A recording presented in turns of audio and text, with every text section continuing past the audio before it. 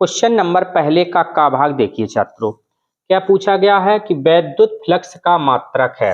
छात्रों हम लोगों ने सूत्र पढ़ा है क्या कि फाई ई बराबर होता है ई इंटू ए,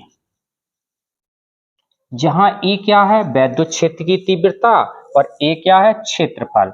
और छात्रों हम ये भी जानते हैं ई बराबर होता है एफ बटे क्यू, जहां एफ क्या है बल, क्यू क्या है आवेश। तो मात्रक हम लोग निकाल लेते हैं यहां से। एफ बल, बल का मात्रक क्या होता है न्यूटन, इनटू क्षेत्रफल, क्षेत्रफल की इकाई क्या होती है मीटर स्क्वायर, बटे क्यू आवेश, आवेश की इकाई क्या होती है कूलाम।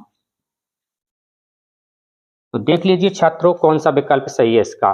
तो देखिए सेकंड वाला विकल्प सही है। सेकंड मिल रहा है न्यूटन गुणे मीटर स्क्वायर प्रति कूलाम। तो हम लोग लिखेंगे छात्रों सेकंड विकल्प सही है। क्वेश्चन नंबर पहले का खा भाग देखिए छात्रों। क्या पूछा गया है चल कुंडली धारा मापी की सुग्राह्यता में वृद्धि की जा सकती है। तो छात्रों याद रखो यदि चल कुंडली धारा मापी की सुग्राह्यता में वृद्धि करना है तो आपको क्या करना होगा, जो कुंडली का क्षेत्रफल है उसको बढ़ाना होगा। तो देखिए छात्रों कौन सा ऑप्शन सही है इसका, कुंडली का क्षेत्रफल बढ़ाकर, यानी कि तीसरा विकल्प सही है। तो हम लोग छात्रों लिखेंगे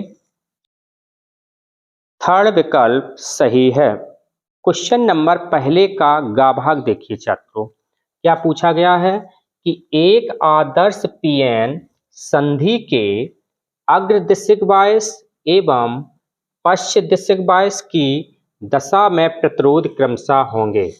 तो छात्रों याद रखो अग्रदिशिक बायस में प्रतिरोध का जो मान है वो शून्य होना चाहिए और पश्च दिशिक बायस में प्रतिरोध का मान अनंत होना चाहिए।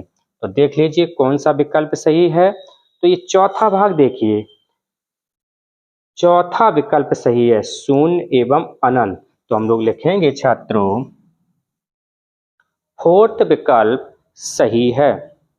क्वेश्चन नंबर पहले का घ भाग देखिए। क्या पूछा गया है कि द्रव्य तरंगों के संबंध में सत्य कथन है। छात्रों हम लोग जानते हैं कि द्रव्य तरंगों की जो तरंग दैर्घ्य होती है वो कण के आवेश पर निर्भर नहीं करती है। ये हम लोगों ने छात्रों पढ़ा हुआ है क्या कि द्रव्य तरंगों की जो तरंग दैर्घ्य होती है वो कण के आवेश पर निर्भर नहीं करती है।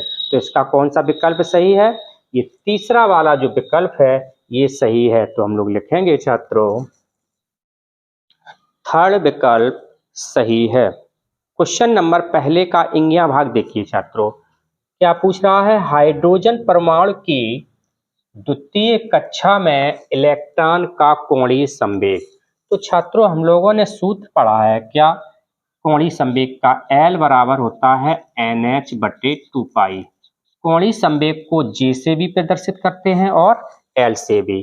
क्या पूछ रहा है हाइड्रोजन परमाणु की द्वितीय कक्षा में। तो द्वितीय कक्षा के लिए n बराबर कितना हो जाएगा 2 रख दीजिए। तो यहाँ से हो जाएगा L बराबर 2 इंटू H प्लांक नियतांक कितना मान होता है 6.6 गुणे 10 पे पावर -34 बटे 2 पाई का मान 3.14। ये 2 से 2 कट गया तो यहाँ से आ गया 6.6 बटे 3.14 गुणे 10 पे पावर -34। ऊपर दशमलव का एक अंक है और नीचे दशमलव के 2 अंक हैं। तो सबसे पहले दशमलव के अंक हम बराबर करेंगे। तो ऊपर हो जाएगा 6.60 बटे 3.14 गुणे 10 पे घात -34। यानी हमने ऊपर एक जीरो बढ़ा लिया तो दशमलव के नीचे भी 2 स्थान हो गए और ऊपर भी हो गए। तो ये दशमलव से दशमलव कट जाएगा। यहाँ से आ जाएगा 6 से 60 बटे 3 से 14 गुणे 10 पे पावर -34। जब छात्रों हम 3 से 14 का 660 में भाग देंगे तो ये लगभग आ जाएगा 2.1 गुणे 10 पे पावर -34। अच्छा तो देख लीजिए कौन सा विकल्प सही है 2.1 गुणे 10 पे पावर -34। तो इसका जो तीसरा विकल्प है ये सही है। तो हम लोग छात्रों लिखेंगे कि थर्ड विकल्प सही है। क्वेश्चन नंबर पहला का चा भाग देखिए छात्रों। वायु में रखे किसी पतले उत्तल लेंस की फोकस दूरी 10 सेंटीमीटर है। क्या दिया हुआ है? फोकस दूरी। फोकस दूरी को छात्रों हम लोग एफ से प्रदर्शित करते हैं। तो एफ बराबर हो गया यहां से 10 सेंटीमीटर। लेंस कौन सा है? उत्तल। तो उत्तल लेंस की फोकस दूरी धनात्मक होती है, इसलिए हम लोग प्लस के 10 लेंगे। फिर क्या कह रहा है? लेंस के प्रथम फोकस से एक वस्तु को 5 सेंटीमीटर की दूरी पर रखा गया है। द्वितीय फोकस से प्रतिबिंब की दूरी होगी। थोड़ा छात्रों चित्र से समझ लीजिए। जैसे मान लीजिए ये हमारा उत्तल लेंस है, ये अपनी मुख अक्ष हो गई। ये मान लिया हमने इस लेंस का प्रथम फोकस है F1 और ये द्वितीय फोकस है F2। सवाल में ये कह रहा है कि लेंस के प्रथम फोकस से, इस प्रथम फोकस से एक वस्तु को 5 सेंटीमीटर की दूरी पर, इससे मान लिया हमने यहाँ कोई वस्तु रखी हुई है। क्या रखी है छात्रों? वस्तु। कितनी दूरी पर? 5 सेंटीमीटर ये रखी हुई है। दूरी पर रखा गया है द्वितीय फोकस से। द्वितीय फोकस अपना ये है। प्रतिबिंब की दूरी ज्ञात कीजिए। मान लिया जैसे हमने यहाँ कोई ये प्रतिबिंब बन रहा है, इमेज आई, ये हमने यहाँ मान लिया क्या है? प्रतिबिंब। तो द्वितीय फोकस से प्रतिबिंब की दूरी यानी ये ज्ञात करनी है हमें। ये क्वेश्चन मार्क का निशान है। अब छात्रों थोड़ा ध्यान से देखो, फोकस दूरी कितनी दी हुई है? 10। जब ये 10 है और प्रथम फोकस से 5 की दूरी पर वस्तु रखी है, तो 10 ये 5 ये, तो 10 और 5 15। तो यहां से हमारा निकल आएगा u बराबर -5 -10 बराबर -15 सेंटीमीटर। परपाटी चिन्ह के अनुसार इस तरफ की जो होती है वैल्यू ऋणात्मक लेते हैं और उस तरफ की वैल्यू धनात्मक लेते हैं। तो इस तरफ है ये, तो इस तरफ ऋण के लिए जाएंगे -15 सेंटीमीटर। अब छात्रों हम लोगों ने सूत्र पढ़ा है क्या कि 1/f बराबर 1/v माइनस 1/u। रख दीजिए मान। f का मान 10, 1/v ये ज्ञात ही करना है, 1/u माइनस का 15। तो यहाँ से आ जाएगा 1/10 बराबर 1/v माइनस माइनस प्लस 1/15 को हम लोग इस तरफ पक्षांतर कर लेंगे, तो ये हो जाएगा 1/10 माइनस 1/15 बराबर 1/v। 15 धाई 150, तिर्यक गुणा 15 एकम 15 माइनस 10 एकम 10 बराबर 1/v। 15 में से 10 घटा दीजिए, 5/150 बराबर 1/v। 5 एकम 5, 5 तिया 15 0। 1/30 बराबर 1/v। क्रॉस मल्टीपल कर दीजिए, यहाँ से v का मान निकल के आ गया 30 सेंटीमीटर, वो भी काय के? प्लस के। अब हमें ज्ञात क्या करना है छात्रों? द्वितीय फोकस से प्रतिबिंब की दूरी। तो हम लिखेंगे द्वितीय फोकस से प्रतिबिंब की दूरी कितनी हो जाएगी छात्रों? अब थोड़ा छात्रों आप चित्र में देखिए, चित्र से ही आप समझ पाएंगे। देखो कैसे, ये b का मान निकाला है प्लस के 30 सेंटीमीटर हम लोगों ने। तो v क्या होता है? लेंस से प्रतिबिंब के बीच की दूरी। तो ये तो निकल आई हमारी कितनी? 30 सेंटीमीटर। फोकस दूरी कितनी थी? 10। ये दूरी हो गई 10। और हमें पूछा क्या गया है? द्वितीय फोकस से प्रतिबिंब की दूरी, यानी F2 से प्रतिबिंब की दूरी निकालने है। ये दूरी 10 है, तो ये कितनी होगी? टोटल में से ये 10 घटा देंगे तो ये दूरी निकल आएगी। तो ये हो जाएगी 30 माइनस 10 बराबर 20 सेंटीमीटर। देख लीजिए कौन सा विकल्प सही है। तो हम लिखेंगे छात्रों फर्स्ट विकल्प सही है। इस पेपर में छात्रों जितने भी सवाल हैं उन सभी को हम बोर्ड पर हल करवाएंगे और इसके जो थ्योरी के प्रश्न हैं वो सभी आप किताब से पढ़ लेना। क्वेश्चन नंबर दूसरा का घ भाग देखिए छात्रों। क्या दिया है, किसी समतल विद्युत चुम्बकीय तरंग के विद्युत क्षेत्र का समीकरण दिया हुआ है। ज्ञात क्या करना है, तरंग के चुम्बकीय क्षेत्र का समीकरण। तो जो दिया है उसे आप लिख लीजिए। क्या दिया है, ई बाई बराबर 60 साइन 500x माइनस 1.5 गुणे 10⁻11t। इस समीकरण के स्टैंडर्ड समीकरण से तुलना करा दीजिए। स्टैंडर्ड समीकरण क्या होता है, ई बाई बराबर E0 sine kx plus omega t से तुलना करने पर तुलना करा दीजिए। तो E0 किसके बराबर हो गया, ये 60 के। तो E0 बराबर यहां से आ गया 60। kx प्लस ओमेगा टी किसके बराबर है, ये देखो पूरा इतना सब कुछ लिख दीजिए आप, जो कुछ दिया हुआ है। इसके बराबर है 500x माइनस 1.5 गुणे 10⁻11 टी। छात्रों हम लोगों ने एक सूत्र पढ़ा हुआ है, क्या कि C बराबर E0 बटे B0। वही सूत्र हम लोग लगाएंगे। क्या लिखेंगे, C बराबर E0 बटे B0। अगर यहाँ से हम B0 का मान निकालना चाहें तो B0 इधर आ जाएगा और C का नीचे भाग लग जाएगा। तो यहाँ से आ गया B0 बराबर E0 बटे C। मान रख दीजिए। E0 का मान कितना है, 60। C क्या है, निर्वात अथवा वायु में प्रकाश की चाल। तो इसका मान तो निश्चित ही होता है 3 गुणे 10⁻8। हल कर लीजिए। तो यहाँ से आ जाएगा 60 बटे 3 पे अगर हम एक जीरो रख लें तो ये 8 की घातें रह जाएंगी 7। एक कम हो जाएगी क्योंकि एक जीरो रख लिया। काट दीजिए, 30 दूनी 60। तो यहाँ से आ जाएगा मान B0 बराबर 2 गुणे 10⁻, प्लस वाली घात ऊपर जाएगी माइनस की हो जाएगी। तो 10⁻⁻7 टेस्ला। यहाँ से हमने B0 का मान निकाल लिया छात्रों। अब हमें निकालना क्या है, तरंग के चुंबकीय क्षेत्र का समीकरण। तो हम लोग लिखेंगे तरंग के चुंबकीय क्षेत्र का समीकरण।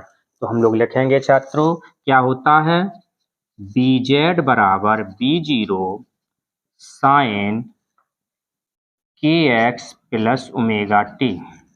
रख दीजिए मान। B0 का मान कितना है, 2 गुणे 10⁻⁻7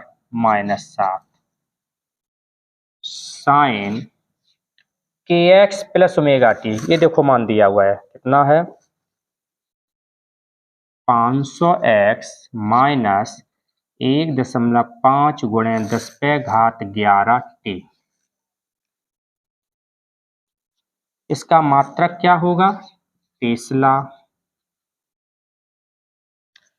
यही समीकरण हमें ज्ञात करना था। अब छात्रों आप सोच रहे होंगे कि ये जेड कहाँ से आ गया। तो इस जेड के बारे में अभी समझ लीजिए।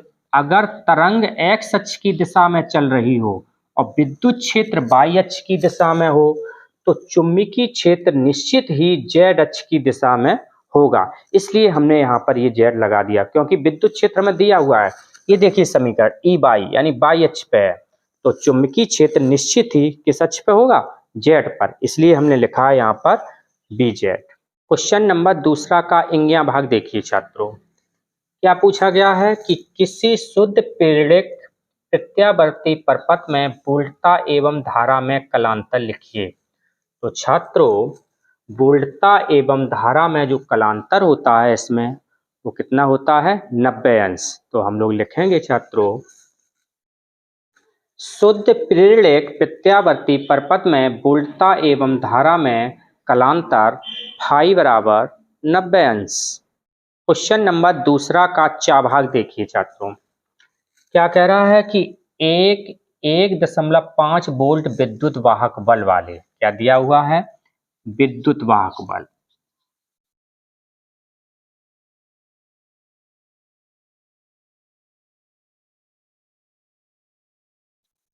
विद्युत वाहक बल को हम लोग किससे प्रदर्शित करते हैं ई से। ई बराबर दिया है 1.5 वोल्ट।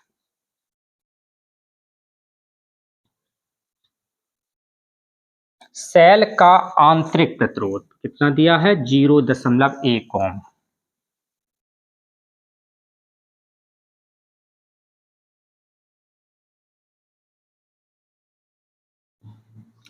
आंतरिक प्रतिरोध को स्मॉल आर से प्रदर्शित करते हैं, कितना है 0.1 ओम। सेल को 2.9 ओम के बाह्य प्रतिरोध यानी बाह्य प्रतिरोध दिया हुआ है।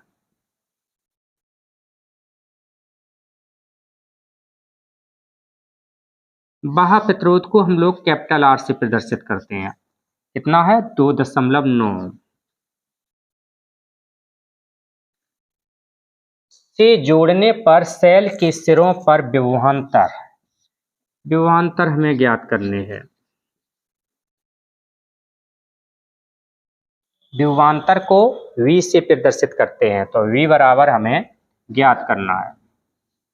छात्रों हम लोगों ने सूत्र पढ़ा है क्या कि I बराबर E/R प्लस R।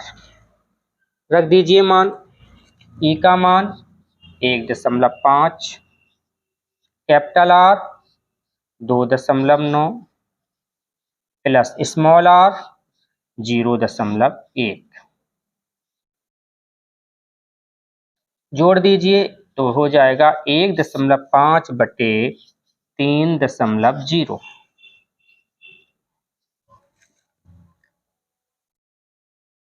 दशमलव देखो ऊपर भी एक अंक बाद है और दशमलव नीचे भी एक अंक बाद है, तो ये दशमलव से दशमलव हट जाएगा, तो यहाँ से आ जाएगा I बराबर 15/30।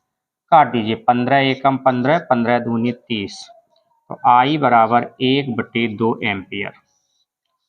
यहाँ से छात्रों हमने I का मान निकाल लिया। पूछा क्या है विभवांतर V, तो हमने ओम का नियम पढ़ा हुआ है कि ओम के नियम से V बराबर IR। I देखिए कितनी है 1/2, कैपिटल R का मान 2.9, तो 2.9 का 1 में गुणा करेंगे तो उतना ही आएगा बटे 2। 2.9 में जब हम 2 का भाग देंगे तो यहाँ से कितना आ जाएगा 1.45 वोल्ट। ये हमारा निकल के आ गया विभवांतर। यही ज्ञात हमें करना था। V का मान कितना आ गया 1.45 वोल्ट। क्वेश्चन नंबर तीसरा का भाग देखिए, तो छात्रों इसमें सबसे पहले क्या पूछा है नाभिक की बंधन ऊर्जा। तो हम लोग लिखेंगे नाभिक की बंधन ऊर्जा में कि नाभिक में उपस्थित न्यूक्लियनों को अलग अलग करने के लिए आवश्यक बाह्य ऊर्जा को बंधन ऊर्जा कहते हैं। तो बंधन ऊर्जा में आपको ये लिखना है। अब छात्रों हम लोग सवाल हल करेंगे। देखिए क्या दिया हुआ है नाभिक के लिए द्रव्यमान क्षति। ये देखो द्रव्यमान क्षति दी हुई है, कितनी है द्रव्यमान क्षति। द्रव्यमान क्षति को हम लोग डेल्टा M से प्रदर्शित करते हैं। तो डेल्टा M बराबर कितना दिया है 10⁻⁻⁶ किलोग्राम। पूछा क्या गया है बंधन ऊर्जा, वो भी किसमें इलेक्ट्रॉन वोल्ट में। हमें क्या ज्ञात करना है बंधन ऊर्जा। बंधन ऊर्जा को काय से रिप्रेजेंट करते हैं डेल्टा E से। ये हमें ज्ञात करने हैं। तो छात्रों हम लोगों ने सूत्र पढ़ा है क्या कि डेल्टा ई बराबर डेल्टा एम इंटू सी स्क्वायर, जहां डेल्टा एम क्या है द्रव्यमान क्षति और सी क्या है निर्वात अथवा वायु में प्रकाश की चाल। रख दीजिए मान। डेल्टा एम का मान कितना है 10⁻⁻⁶ इंटू सी का मान 3 × 10⁸ होल वर्ग है, वर्ग लगा दीजिए। तो यहाँ से हो जाएगा ये 10⁻⁻⁶ 3 का वर्ग 9 × 10⁻8 दूनी 16। तो यहाँ से निकल के आ जाएगा 9 × 10⁻, धन के 16 हैं और ऋण के 6 हैं, तो 16 में से 6 घटा दो 10। अभी जो ये इकाई बनेगी किसमें बनेगी जूल में, पर आंसर जूल में तो नहीं पूछा है, किसमें पूछा है इलेक्ट्रॉन वोल्ट में। तो इसे इलेक्ट्रॉन वोल्ट में चेंज करना पड़ेगा। तो हम लोग लिखेंगे डेल्टा ई बराबर 9 × 10⁻10 इलेक्ट्रॉन वोल्ट में जब चेंज करेंगे तो इसमें हम भाग देंगे 1.6 × 10⁻−19। अब ये हो गया इलेक्ट्रॉन वोल्ट। तो यहाँ से हो जाएगा कितना 9/1.6 × 10⁻।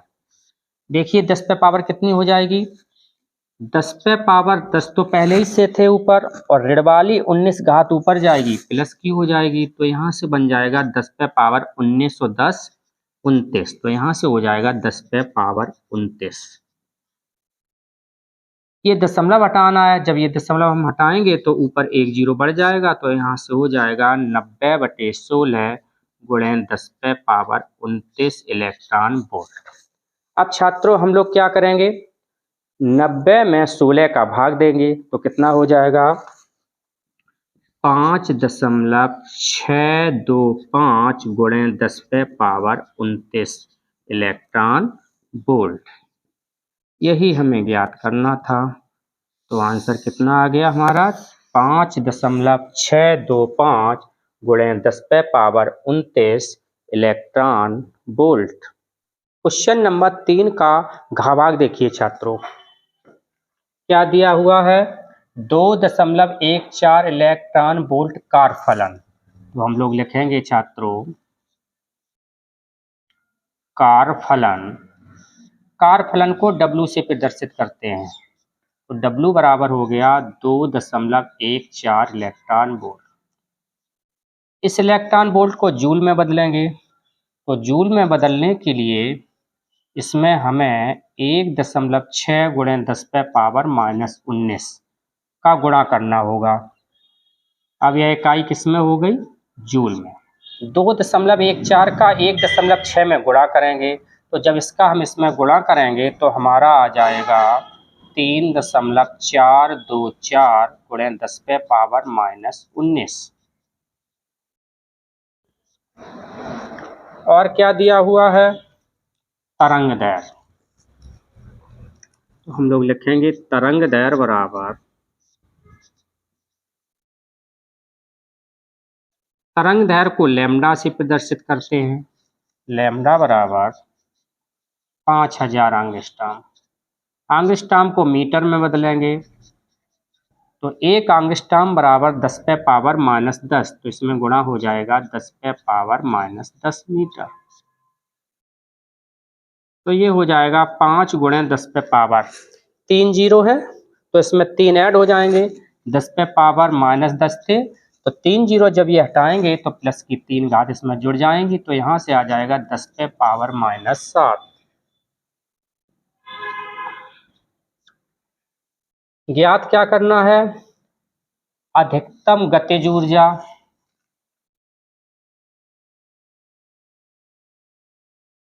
अधिकतम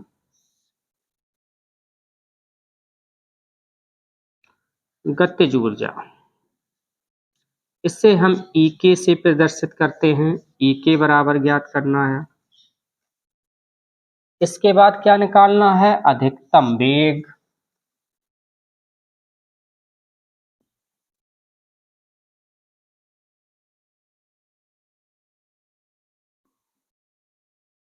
V मैक्सिमम ये हमें ज्ञात करना है। छात्रों हम लोगों ने सूत्र पढ़ा है ई के बराबर एच सी बटे लैम्डा माइनस डब्लू, जहां सी क्या है, निर्वात अथवा वायु में प्रकाश की चाल, एच प्लांक नियतांक और लैम्डा तरंगदैर्घ्य, डब्लू कारफलन। रख दीजिए मान।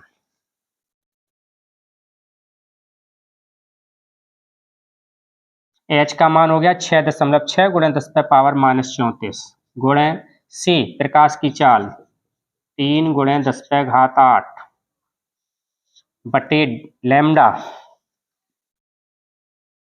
5 गुणे 10⁻⁻7 और माइनस डब्लू कारफलन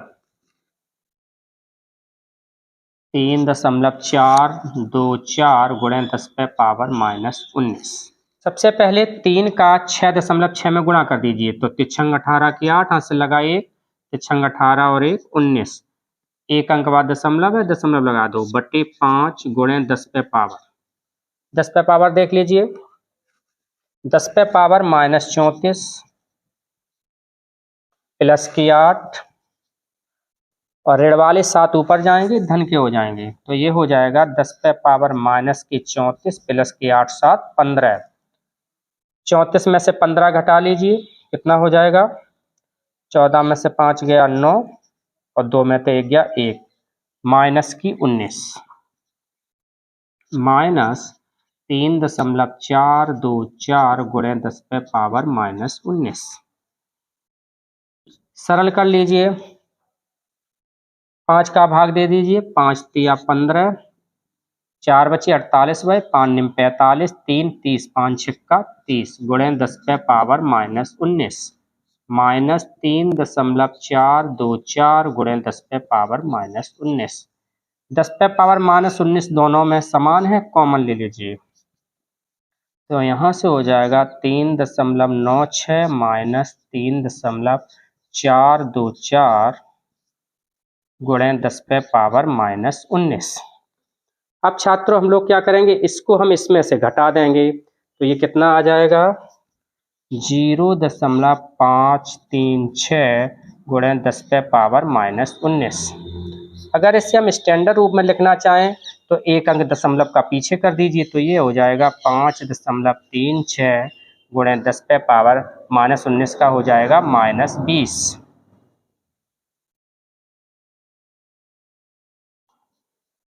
ऊर्जा की इकाई जूल।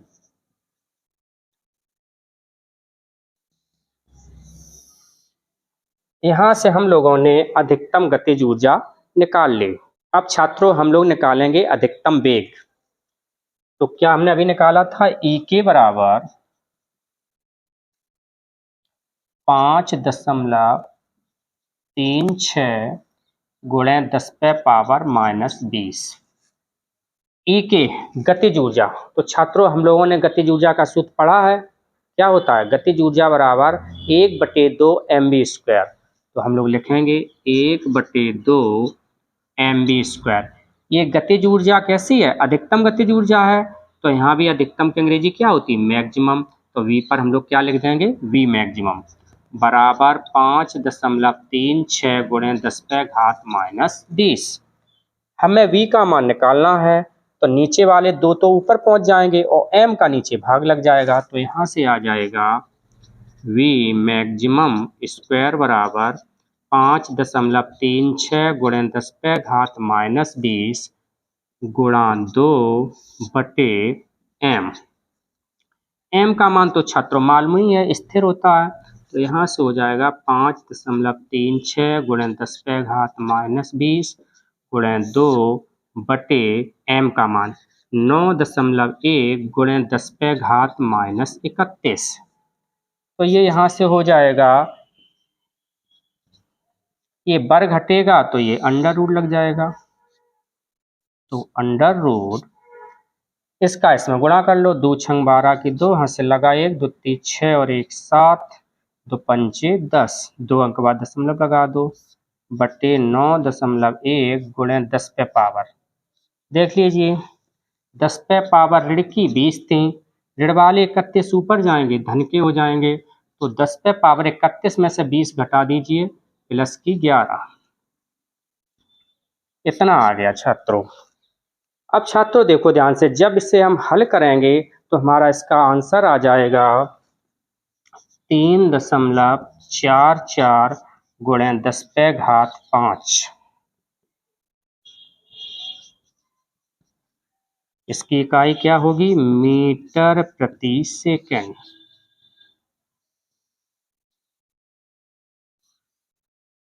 ये हो गया हमारा अधिकतम वेग।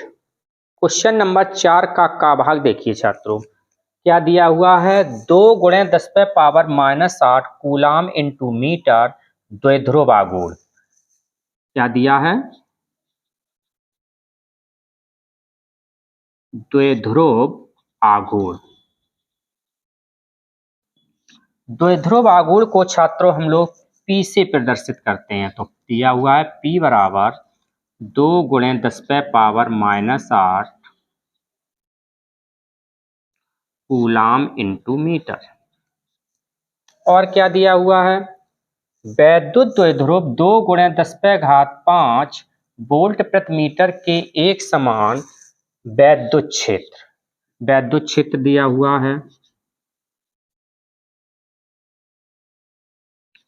वैद्युत क्षेत्र को छात्रों हम लोग E से प्रदर्शित करते हैं। E बराबर कितना है? 2 गुणे 10⁵5 वोल्ट प्रति मीटर। और क्या दिया हुआ है? 30 अंश पर झुका है, थीटा बराबर 30 अंश। ज्ञात क्या करना है? द्विध्रुव की स्थितिज ऊर्जा। क्या ज्ञात करने हैं हमें? द्विध्रुव की स्थितिज ऊर्जा। इसे हम लोग U से प्रदर्शित करते हैं। U ज्ञात करना है। कार्यरत बल युग्म का आघूर्ण। क्या ज्ञात करने हैं हमें? बल युग्म का आघूर्ण। इसे हम लोग टाउ से प्रदर्शित करते हैं। ये हमें ज्ञात करना है। तो छात्रों हम लोगों ने सूत्र पढ़ा है द्विध्रुव की स्थितिज ऊर्जा के लिए U बराबर -PE cos थीटा। तो हम लोग लिखेंगे U बराबर -PE cos थीटा। रख दीजिए मान। P का मान कितना है? 2 गुणे 10⁻⁻8 इंटू E का मान देख लीजिए, 2 गुणे 10⁵5 इंटू कॉस थीटा। थीटा बराबर 30 अंश। सरल कर लीजिए, 2 दूनी 4, तो ये माइनस का 4 हो गया, गुणे 10⁻। 10⁻ देख लीजिए छात्रों, 10⁻⁻8 तो ये है और 10⁻ प्लस की 5 ये है, तो ये 5 प्लस की इसमें जुड़ जाएंगी। तो यहाँ से हो जाएगा 10⁻8 में से 5 घटा दीजिए, -3। ये हो गया -3 गुणे cos 30 अंश। cos 30 अंश का छात्रों हमें मालूम है मान कितना होता है? √3/2। 2 के पारे से काट दीजिए, 2 दूनी 4, तो यहाँ से आ जाएगा -2 और यहाँ कितना बचा? √3 गुणे 10⁻ कितनी है? -3। ऊर्जा की इकाई क्या होती है छात्रों? जूल। तो एक आंसर हमारा यहाँ से निकल आया। द्विध्रुव की स्थितिज ऊर्जा U कितनी निकल के आ गई? U बराबर -2√3 गुणे 10⁻³ जूल। अब हम लोग क्या ज्ञात करेंगे छात्रों? बल युग्म का आघूर्ण। हम लोगों ने छात्रों सूत्र पढ़ा हुआ है क्या कि टाउ बराबर क्या होता है? PE sin theta. तो हम लोग लिखेंगे छात्रों टाउ बराबर PE sin थीटा। रख दीजिए मान। P का मान कितना है? 2 गुणे 10⁻⁻8। E का मान 2 गुणे 10⁻5 साइन थीटा। कितना अंश है? 30 अंश। तो ये यहाँ से आ जाएगा 2 दूनी 4 गुणे 10वें पावर, अभी घात तो हल की थी, माइनस के 8 और धन के 5, कितनी आई थी यहाँ पर माइनस की 3, साइन 30, साइन 30 अंश का मान होता है 1/2, 2 के पाड़े से काट दीजिए, 2 दूनी 4, तो यहाँ से आ जाएगा 2 गुणे 10वें घात माइनस 3। इसकी इकाई क्या हो जाएगी छात्रों, न्यूटन इंटू मीटर। ये हो गया बल युग्म का आघूर्ण। क्वेश्चन नंबर 4 का इंगिया भाग देखिए छात्रों, क्या दिया हुआ है, धातु के दो गोलों का व्यास 6 सेंटीमीटर तथा 4 सेंटीमीटर है। देखिए ध्यान से चित्र में, ये जैसे दो गोले हैं, एक गोला ये है और ये गोला ये है। तो पहले गोले का ये व्यास दिया हुआ है, कितने सेंटीमीटर है, 6 सेंटीमीटर। दूसरे गोले का व्यास 4 सेंटीमीटर। तो हम लोग लिखेंगे छात्रों, पहले गोले का व्यास बराबर 6 सेंटीमीटर। छात्रों हमने मान लिया कि पहले गोले की त्रिज्या r1 है। कितनी त्रिज्या है, r1। तो हम लोग जानते हैं व्यास त्रिज्या का 2 गुना होता है, तो यहाँ से हो जाएगा 2r1 बराबर 6। तो r1 बराबर 6, गुणा वाले 2 का नीचे भाग लग जाएगा, 2 तिया 6, r1 बराबर 3 सेंटीमीटर। एक मान हम लोगों ने निकाल लिया। इसी प्रकार अब दूसरे गोले के लिए हम लोग लिखेंगे, दूसरे गोले का व्यास बराबर 4 सेंटीमीटर।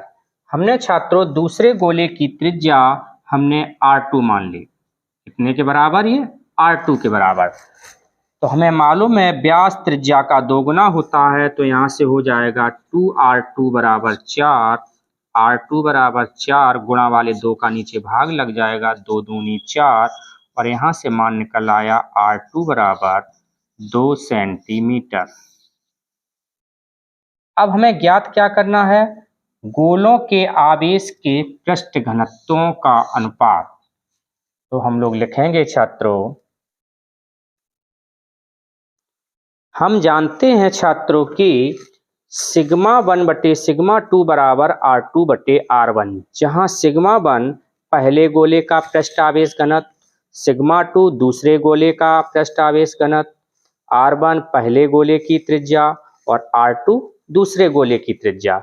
अब हम लोग क्या करेंगे छात्रों, r1 r2 के मान रख दीजिए, तो यहाँ से आ जाएगा सिग्मा 1 बटे सिग्मा 2 बराबर r2। r2 का मान कितना है, 2 बटे r1 का मान कितना है, 3। तो यहाँ से निकल के आ गया सिग्मा 1 अनुपात सिग्मा 2 बराबर 2:3।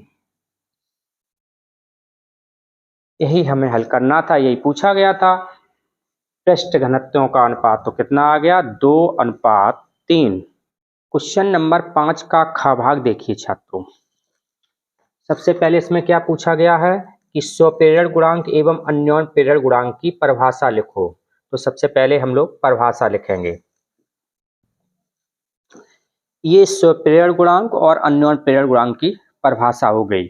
अब हम लोग छात्रों सवाल हल करेंगे। 5 हेनरी स्वप्रेरकत्व दिया हुआ है।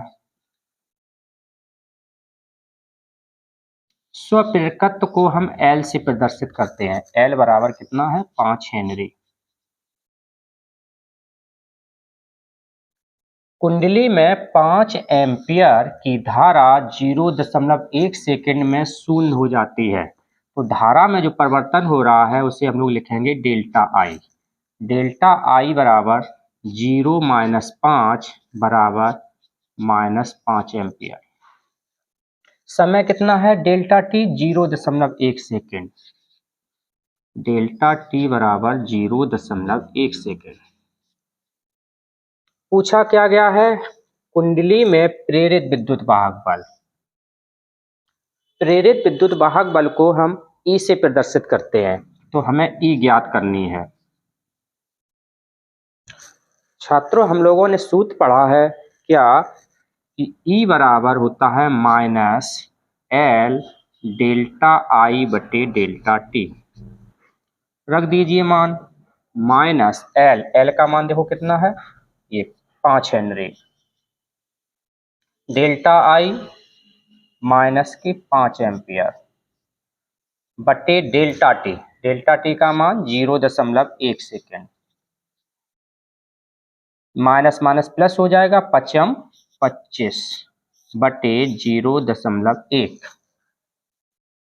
एक अंक बाद दशमलव है, जब ये दशमलव हटेगा तो ऊपर एक जीरो बढ़ जाएगा, तो यहाँ से हो जाएगा 250 बटे 1। इसी संख्या में जब हम 1 का भाग देंगे तो मान पे कोई फर्क नहीं पड़ेगा, अतः यहाँ से मान निकल के आ जाएगा E बराबर 250 वोल्ट।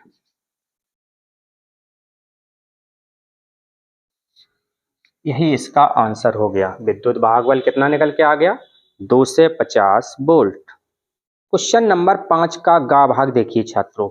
सबसे पहले क्या पूछा गया है कि किसी चालक की धारिता में वृद्धि कैसे की जा सकती है, तो हम लोग लिखेंगे छात्रों,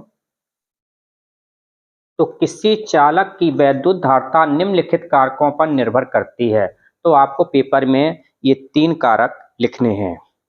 अब छात्रों हम लोग सवाल हल करेंगे। क्या दिया हुआ है, संधारित्र की प्लेटों की त्रिज्या दी हुई है तथा धारिता 1 मीटर त्रिज्या वाले आवेशित गोले की धारिता के बराबर है। तो हम लोग लिखेंगे छात्रों, तो हमने क्या लिखा छात्रों, संधारित्र की प्लेटों की त्रिज्या स्मॉल आर माना है, तो स्मॉल आर बराबर हो गया 3 × 10⁻² मीटर, और आवेशित गोले की त्रिज्या को हम लोगों ने कैपिटल आर माना है, तो कैपिटल आर बराबर हो गया ये 1 मीटर। पूछा क्या गया है, संधारित्र के प्लेटों के बीच की दूरी, इसे हमने डी माना है और डी हमें ज्ञात करना है। अब हम लोग क्या लिखेंगे छात्रों, प्रश्नानुसार ये सवाल में दिया हुआ है कि समांतर प्लेट संधारित्र की धारिता आवेशित गोले की धारिता के बराबर है। ये देखो लिखा धारिता के बराबर है। अब छात्रों हम लोगों ने सूत्र पढ़ा है समांतर प्लेट संधारित्र की धारिता के लिए, क्या पढ़ा है कि C बराबर होता है K∈0 A बटे D।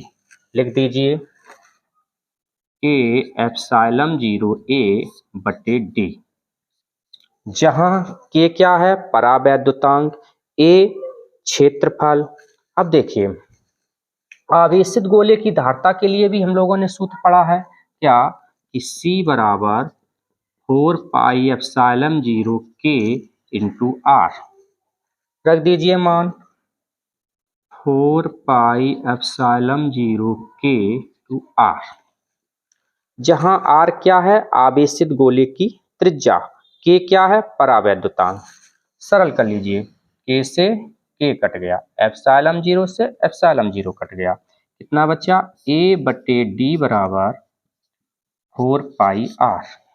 A क्या है यहाँ पर, क्षेत्रफल, क्षेत्रफल के बारे में अभी हमें मालूम है, क्या होता है सूत्र, πr² बटे D बराबर 4πR।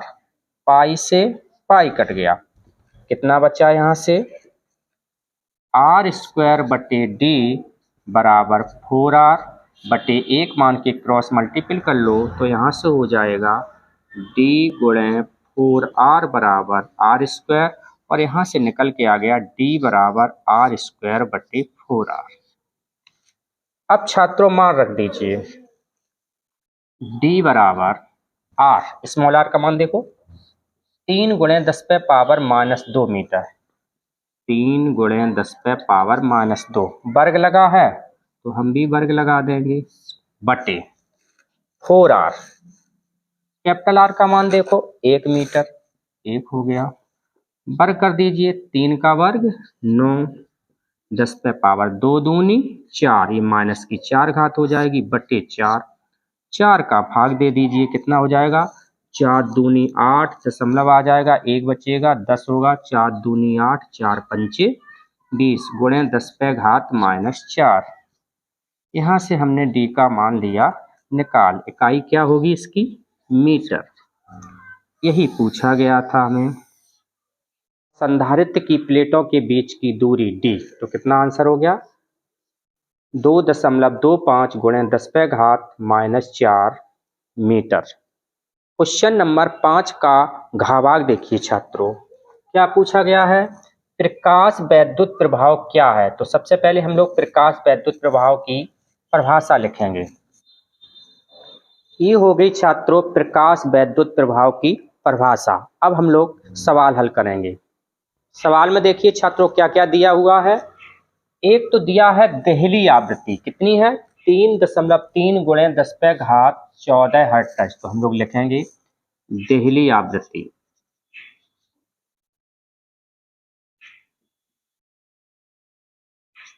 देहली आवृत्ति को हम लोग न्यू जीरो से प्रदर्शित करते हैं। तो न्यू जीरो बराबर है 3.3 गुणे 10⁻14 हर्ट्ज।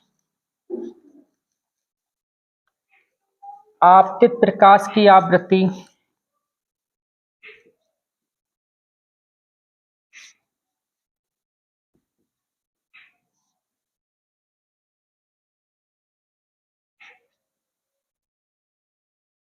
आपतित प्रकाश की आवृत्ति को हम न्यू से प्रदर्शित करते हैं। तो न्यू बराबर हो गया 8.2 गुणे 10⁻14 हर्ट्ज। 8.2 गुणे 10⁻14 हर्ट्ज। पूछा क्या गया है? निरोधी विभव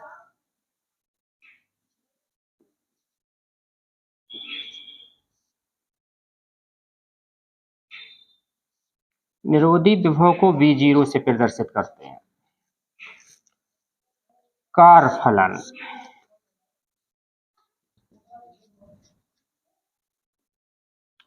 फलन को छात्रों हम लोग W से प्रदर्शित करते हैं। कैसे हल करेंगे छात्रों? हम लोग जानते हैं कि W बराबर होता है H न्यू जीरो, जहां H क्या है? प्लांक नियतांक, रख दीजिए मान 6.6 गुणे 10⁻−34। न्यू जीरो ये देखो दिया 3.3 गुणे 10⁻14। हल कर लीजिए। जब हम लोग 6.6 का 3.3 में गुणा करेंगे तो ये आ जाएगा कितना? 2178। 2178 गुणे 10 पे पावर देख लीजिए, 10 पे पावर कितनी है? -34 प्लस के 14, कटा दीजिए। 4 में से 4 गया 0, 3 में से 1 गया 2, 10 पे पावर हो गई -20। अब ध्यान से देखो, ये दशमलव के कितना अंक है? 1। ये दशमलव का कितना अंक है? 1। तो 1 और 1 2, 2 अंक बाद दशमलव लगा दीजिए। स्टैंडर्ड रूप में अगर लिखना चाहें तो ये 1 अंक हम आगे बढ़ा देंगे, तो ये हो जाएगा 2.178 गुणे 10 पे पावर। कितने अंक आगे बढ़ा? 1। आगे बढ़ने का मतलब प्लस, तो जो 20 घातें माइनस की थी इसमें 1 जुड़ जाएगा, तो यहाँ से आ जाएगा 2.178 गुणे 10 पे पावर -19। कार की इकाई छात्रों क्या होती है? जूल।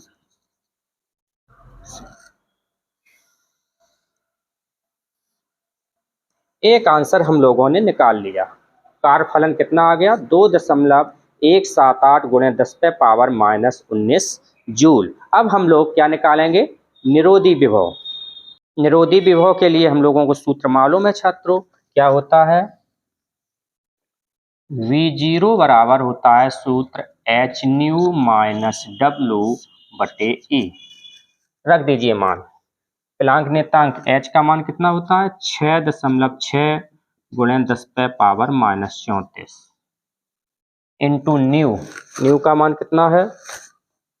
8.2 गुणे 10 पे घात 14 माइनस W अभी निकाला 2.178 गुणे 10 पे पावर -19 और पूरे के बटे ई का मान होता है 1.6 इंटू 10 टू पावर -19। क्या करेंगे? सबसे पहले 6.6 का 8.2 में हम गुणा करेंगे, तो इसका गुणा आ जाएगा यहाँ से 54.12 गुणे 10 पे पावर ऋण के 34 धन के 14, तो 34 में से 14 ये घटा दीजिए, माइनस के कितने हो जाएंगे? 20 -2.178 गुणे 10 पे पावर -19 और पूरे के बटे कितना है 1.6 इंटू 10 टू पावर -19। छात्रों इस संख्या को इस संख्या में घटाने के लिए जो ये 10 पे पावर लगी हैं ये दोनों समान होनी चाहिए। जब तक ये समान नहीं होंगी तब तक नहीं घटेंगे। तो हम क्या करेंगे, इस दशमलव को एक अंक आगे बढ़ा देंगे। तो यहाँ से आ जाएगा 5.412 गुणे 10 पे पावर कितना हो जाएगा 10 पे पावर -20 थे, एक अंक आगे बढ़ा तो एक जुड़ जाएगा, तो 20 में से एक घट जाएगा तो 10 पे पावर हो जाएगा यहाँ पे -19। -2.178 गुणे 10 पे पावर -19 बटे 1.6 इंटू 10 टू पावर -19। अब क्या करेंगे छात्रों, घटा दीजिए। 5.412 में 2.178 घटा दीजिए तो यहाँ से ये आ जाएगा 3.234 गुणे 10 पे पावर -19 बटे 1.6 गुणे 10 पे पावर -19। 10 पे पावर -19 से 10 पे पावर -19 कट गया। 1.6 का हम भाग देंगे तो यहाँ से आ जाएगा ये 2.02 B0 का मान। इकाई क्या होगी इसकी, वोल्ट। यही हमें ज्ञात करना था निरोधी विभव। तो निरोधी विभव का मान हो गया 2.02 वोल्ट। क्वेश्चन नंबर 7 देखिए छात्रों। क्वेश्चन नंबर 7 में क्या पूछा है, यदि A1 बराबर 5 सेंटीमीटर और A2 बराबर 3 सेंटीमीटर हो तो परिणामी तरंग की अधिकतम एवं न्यूनतम तीव्रताओं का अनुपात ज्ञात कीजिए। क्या दिया हुआ है, A1 बराबर 5 सेंटीमीटर, A2 बराबर 3 सेंटीमीटर। जहां A1 A2 क्या है, ये तरंगों के आयाम दिए हुए हैं। पूछा क्या गया है, परिणामी तरंग की अधिकतम एवं न्यूनतम तीव्रताओं का अनुपात निकालने हैं, यानी I मैक्सिमम अनुपात I मिनिमम, ये ज्ञात करना है।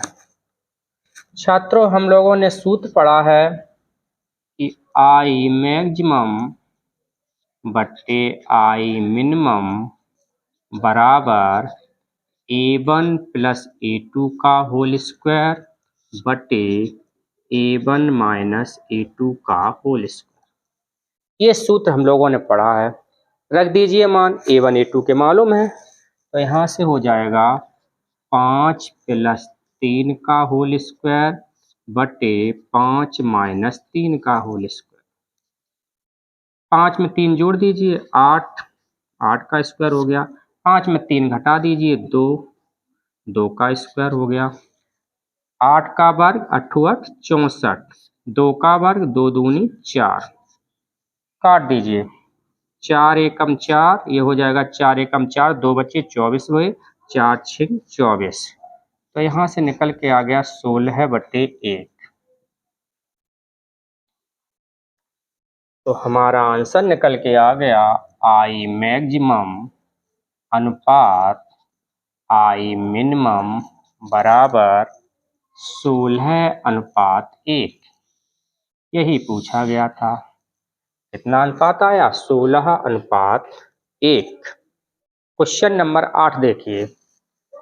खगोलीय दूरदर्शी से 2 किलोमीटर दूर स्थित क्या दिया है, U बराबर 2 किलोमीटर। किलोमीटर को मीटर में बदल दीजिए तो कितना हो जाएगा 2 गुणे 1000। हम जानते हैं 1 किलोमीटर में कितने मीटर होते हैं, 1000, तो 1000 का गुणा हो जाएगा तो यहाँ से आ जाएगा 2000 मीटर।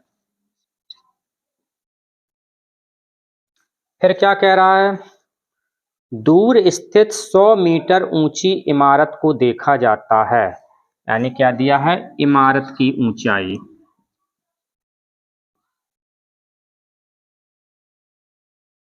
इमारत की ऊंचाई हमने H1 मान ली तो H1 बराबर हो गया 100 मीटर। ये दी हुई है। दूरदर्शी के अपदर्शक द्वारा बने प्रतिबिंब की ऊंचाई। क्या पूछ रहा है?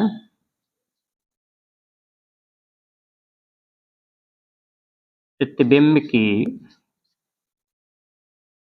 ऊंचाई हमें ज्ञात करनी है। हमने इसे मान लिया h2 के बराबर। h2 ज्ञात करना है। और क्या दिया है? अपदृश्यक की फोकस दूरी 150 सेंटीमीटर।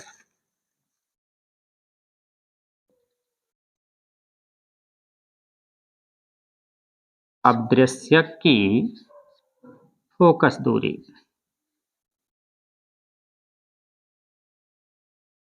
इसे हमने FO के बराबर मान लिया। FO बराबर कितनी है?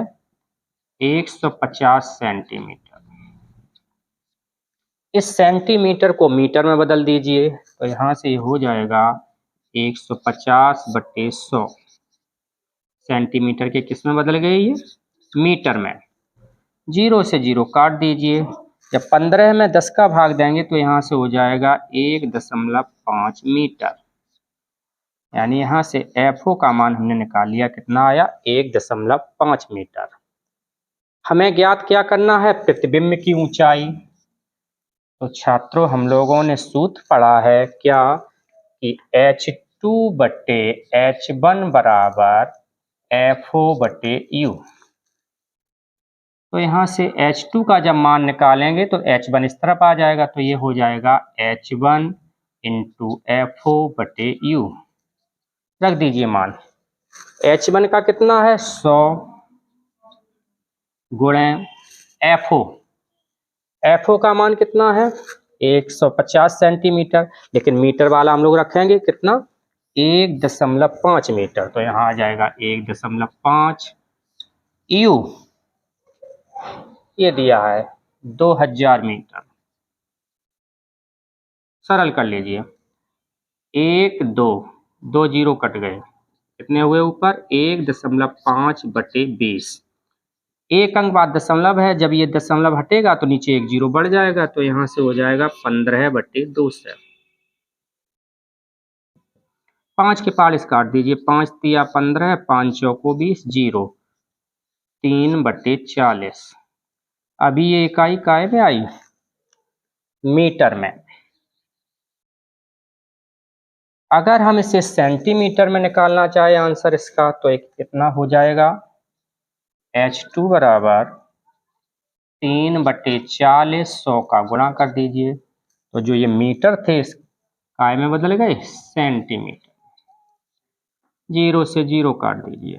3 धाई 30/4 भाग दीजिए। 4 सत्ते 28.2 बचे 20 हुए। 4 पंचे 20। ये मान निकल के आ गया। यही पूछा था क्या? प्रतिबिंब की ऊंचाई। तो प्रतिबिंब की ऊंचाई कितनी छात्रों निकल के आ गई? 7.5 सेंटीमीटर। क्वेश्चन नंबर 9 देखिए छात्रों, और ये इस प्रश्न पत्र का लास्ट सवाल है। क्या पूछ रहा है कि प्रत्यावर्ती वोल्टता के वर्ग माध्य मूलमान एवं शिखर मान में संबंध लिखिए। तो सबसे पहले हम लोग वर्ग माध्य मूलमान और शिखर मान में संबंध लिखेंगे।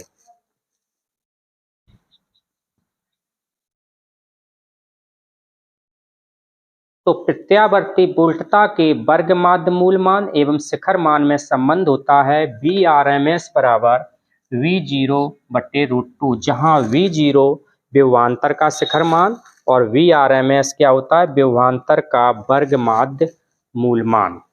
तो संबंध में आपको ये लिखना है। अब हम लोग छात्रों सवाल हल करेंगे। सवाल में देखिए छात्रों, क्या ज्ञात करना है हम लोगों को? परपथ में प्रतिरोध के सिरों पर प्रेरण प्रतिघात, और क्या निकालने हैं? धारती प्रतिघात। उसके बाद विभवांतर। L का मतलब होता है स्वप्रेरकत्व। C का मतलब होता है संधारित्र की धारता। R का मतलब ये शुद्ध प्रतिरोध है। तो क्या दिया हुआ है? सबसे पहले हम लोग लिखेंगे क्या दिया है। L बराबर कितना है? 8.1 mH। ये यहाँ से हो जाएगा 8.1 × 10⁻³ -3 H। m का मतलब क्या है, मिली। 1 मिली बराबर होता है 10 पे पावर -3। तो जो m शब्द हटेगा तो यहाँ पर 10 पे पावर -3 का गुणा हो जाएगा और h का मतलब है हेनरी। तो यहाँ से l निकल लिया हमने। c बराबर कितना दिया हुआ है, 12.5 माइक्रोफैरड। माइक्रो शब्द हटाइए तो यहाँ से हो जाएगा 12.5 गुणे 10 पे पावर -6 फैरड। ये L का मान हो गया और ये C का मान हो गया। R बराबर कितने ओम है, 10 ओम। और क्या सवाल में दिया हुआ है, E बराबर, ये समीकरण दिया है, लिख लेंगे। E बराबर 100√2 साइन 100 पाई टी। इसकी स्टैंडर्ड समीकरण से तुलना करा देंगे। क्या होता है, E बराबर E0 साइन ओमेगा टी से तुलना करा दीजिए तुलना इसकी। तो यहाँ से E0 किसके बराबर हो जाएगा, 100√2 वोल्ट के। ओमेगा की जगह कितना है, 100 पाई। ओमेगा बराबर आ जाएगा 100 पाई। इसकी इकाई क्या होती है, रेडियन प्रति सेकंड। ये मान हम लोगों ने यहां से निकाल लिए। तो सबसे पहले हम लोग निकाल रहे हैं प्रेरण प्रतिघात। प्रेरण प्रतिघात, इसे हम लोग कहते हैं एक्सएल। एक्सएल बराबर होता है ओमेगा एल। देख लीजिए मान, ओमेगा का कितना है, 100 पाई। एल का 8.1 गुणे 10 पे घात -3। सरल कर लीजिए, 100 गुणे पाई का मान 3.14 गुणे 8.1 बटे 10 पे घात ऋण की 3 है, नीचे आएगी तो प्लस की हो जाएगी। अब हम लोग छात्रों क्या करेंगे, 3.14 का 8.1 में हम लोग गुणा कर देंगे। तो इन दोनों को जब हम गुणा करेंगे तो इनका गुणा आएगा 25,434 गुणे 100 बटे 10 पे घात 3 का मतलब 1000। 3 जीरो रख दीजिए। दशमलव के अंक गिनो, 1 2 3, 1 2 3, ये आ गया। 2 जीरो से 2 जीरो ये कट गए। जब 25.434 में 10 का भाग देंगे तो यहाँ से आ जाएगा, ये जो दशमलव है एक अंक आगे खिसक जाएगा तो ये आ जाएगा 2.5434 ओम। एक मान हम लोगों ने यहाँ से निकाल लिया।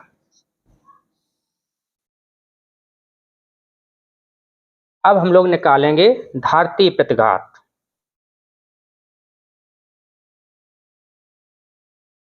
धारतीय प्रतिघात, इसे हम लोग x c से प्रदर्शित करते हैं। ओमेगा का मान देख लीजिए, 100 पाई, 1 बटे 100 पाई।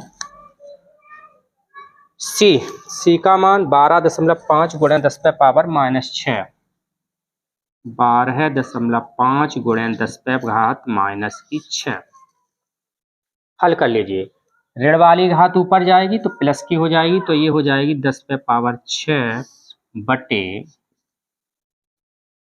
यहाँ से हो जाएगा 100 गुणे पाई। पाई का मान होता है 3.14 गुणे 12.5। 10 पे घात 6 तो ऊपर ऐसे ही रहेगी। 314 का 125 में पहले गुणा करो तो इसका जो गुणा आएगा वो हमारा हो जाएगा 39 2 से 50। और ये 100 वाली 2 जीरो और रख देंगे, इतना आ जाएगा। दशमलव देख लीजिए, 1 2 3, तो पीछे से 3 अंक बाद दशमलव लगा देंगे। तो यहाँ से हो जाएगा 10 पे घात 6 बटे 3925। 10 पे घात 6 का मतलब है एक पे कितनी जीरो रहेंगी? 6। 1 2 3 4 5 6 बटे 3925। जब 3925 का हम इसमें भाग देंगे तो यहाँ से आ जाएगा 2 से 54.777। यहाँ से हमने एक्स सी का मान निकाल लिया। कितना आ गया? 2 से 54.777 ओम। और छात्रों देखो हमें क्या ज्ञात करना है? विभवांतर। तो विभवांतर ज्ञात करने के लिए हमें सबसे पहले परपथ की तुल्य प्रतिबाधा ज्ञात करनी होगी। तो हम लोग क्या लिखेंगे? परपथ की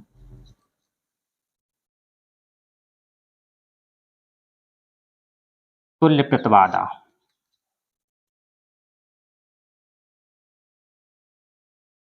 तुल्य प्रतिबाधा को हम लोग जेड से प्रदर्शित करते हैं। तो सूत्र होता है जेड बराबर under root R square plus XL minus X C का होल स्क्वायर।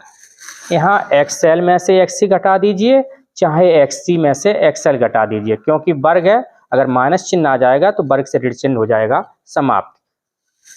मान रख दीजिए तो यहाँ से हो जाएगा जेड बराबर अंडर रूट आर 10 ओम, तो 10 का स्क्वायर हो जाएगा प्लस एक्सएल। एक्सएल का मान छात्रों हम लोग निकाल चुके हैं, कितना था अभी? 2.5434 माइनस एक्ससी। एक्ससी का मान कितना आया था अभी? 2 से 54.777। वर्ग लगा है, वर्ग लगा दीजिए। इसे छात्रों जब हम लोग हल करेंगे तो इसका आंसर निकल के आएगा आपका 2 से 52.35 ओम।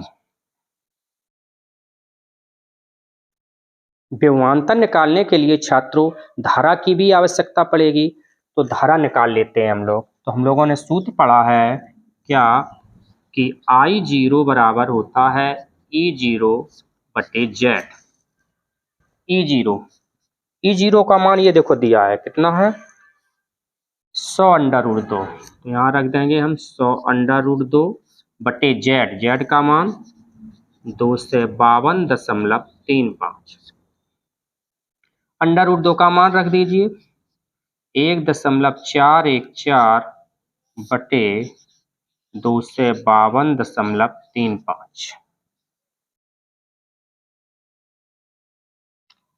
जब छात्रों इसे हम लोग हल करेंगे तो हमारा यहाँ से आंसर निकल के आ जाएगा आई जीरो बराबर 0.56 एम्पियर।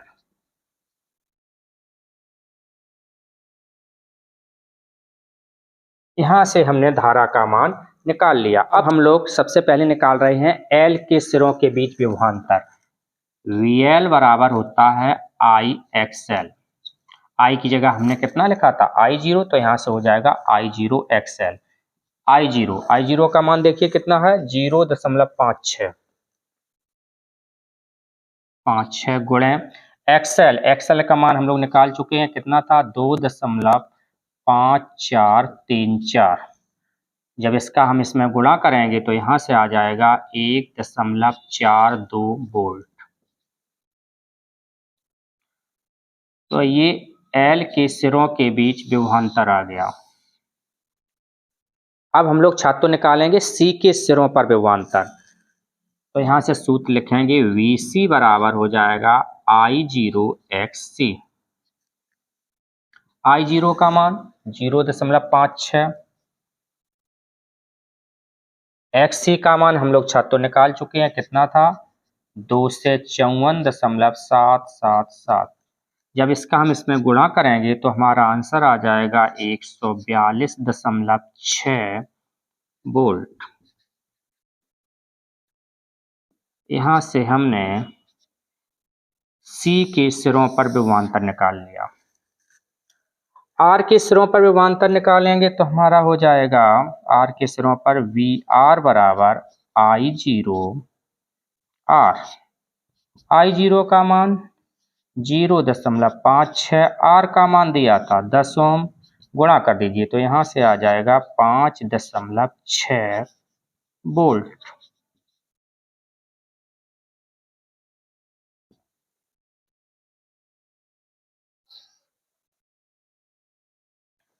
यही हमें ज्ञात करना था।